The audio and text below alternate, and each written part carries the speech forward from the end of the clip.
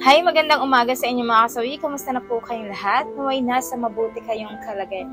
At mag-iingat kayo palagi mga kasawi. At syempre, eto na yung ating tatalakayan at isa sa request ng ating followers na isang babae mga kasawi na simple lang naman yung katanungan niya.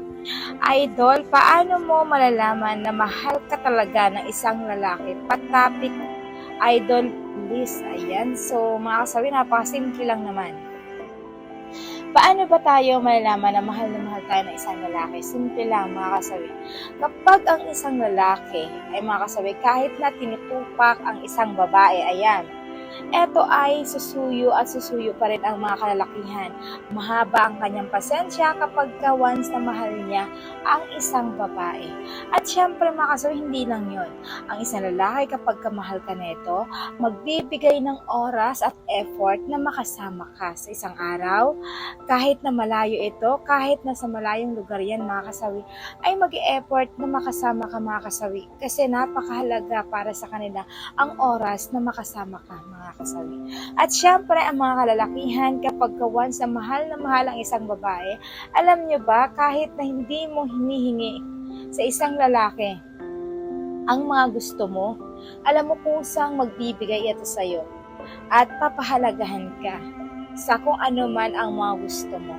At syempre mga kasawi, kung ano man ang mahal ng isang babae at kung sino ang mga taong mahalaga sa kanya, ay nirerespeto ito at pinapahalagahan din ng isang lalaki. Alam nyo ba sino ang nakaka-relate kapag once na nag-aaway kayo ng mag-asawa, diba? Kahit ang babae, sobrang galit na ito, pero ang isang lalaki, kapag kamahal ka na ito, kahit ka anong toyo na ginagawa mo sa kanya, alam mo ba, ang isang lalaki, mahaba ang pasensya. Hinahayaan ka lang niya kung hanggang saan yung galit mo. Hindi ka nito pinapatulan. Pagkos ang ginagawa nito ay sinusuyo ka para lang lumambot ang galit mo para sa kanya. At hindi lang yun mga kasawi. Gagawa ito ng paraan para hindi kayo mag-away, para lang maibsan yung galit mo para sa kanya. Hindi ka nito papatulan.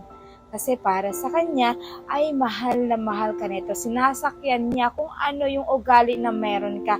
Lahat tatanggapin niya sa'yo kahit na ano pa ang pagkatao mo. Kasi dahil mahal na mahal ka ng isang lalaki. Kasi ang mga kalalakihan, hindi yan magtitiis sa ugali natin kung ano man yung pagkatao natin kung hindi ka nito mahal mga kasawi. Diba? Siguro kapag hindi ka mahal ng isang lalaki, isang araw lang yan. Sabi ko nga sa inyo, hindi talaga yung mag-e-effort para sa'yo. Isang buwan lang na relasyon ninyo, bibigay yan. Susuko yan sa ugali mo. Pero kapag kamahal ka ng isang lalaki, alam mo ba, kahit pa ulit-ulit kang tutuyuin, okay lang mga kasawi. Kasi para sa kanila, ay tanggap ka kung ano yung ugali mo. Tanggap ka nila kahit ano ka pa. Kahit ano pa yung meron sa'yo mga kasawi. Kasi ganun yung pagmamahal na isang lalaki. Hindi agad sila bumibitaw hanggat alam nila sa sarili nila na talagang mahal na mahal nila ang isang kababaihan.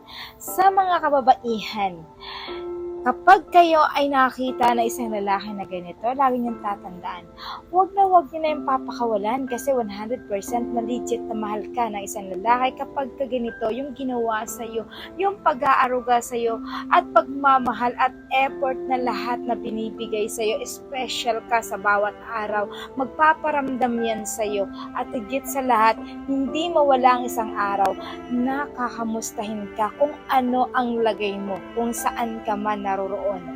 At pag-iingatan ka niya palagi kasi dahil mahal ka ng isang lalaki. Ganon magmahal ang mga kalalakihan. Todo bigay din yan, hindi lang kagaya ng mga babae. Todo bigay sila. Ang mga kalalakihan din, 100% kapag kamahal ka nito. Kahit na ano pa yung ginawa mo sa kanya, kahit tutuyuin ka pa, kahit inaabot ka ng tupak o baliw-baliwan, okay lang yan para sa kanila. Ang mahalaga ay naandyan ka para sa kanila. Mga kasama.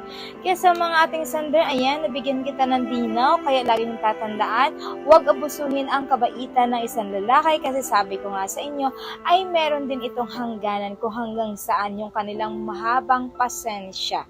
Siyempre, kailangan, huwag niyo namang abusuhin kung gaano kakamahal ng isang lalaki ay lagi na lang siya yung magpapatawad, lagi na lang siya yung magpapasensya sa'yo.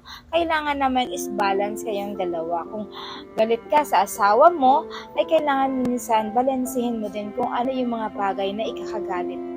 Huwag na huwag padalos-dalos mga kasawi kasi ang isang lalaki kapag bumitaw yan sa isang babae, parang kagaya din natin yan, ay wala ka na rin babalikan pa mga kasawi. So yan lang po mga kasawi sa ating center. Naway nabigyan kita ng linaw tungkol dito at sa mga ating commenter, pwede kayong mag-comment kung ano ba ang maganda na gusto nyong idagdag dito sa ating topic mga kasawi. Yan lang po mga kasawi, maraming salamat sa patuloy na pagsuporta niyo sa akin sa walang sawang pag-share at pag-comment. Sa mga hindi pa po nakapag-subscribe mga kasawi, ayan, pwede kayong mag-subscribe, pwede na rin kayong mag-follow para updated kayo sa topic ko araw-araw. Magandang umaga mga kasawi. Mahal kayo ng inyong advisor. Bye!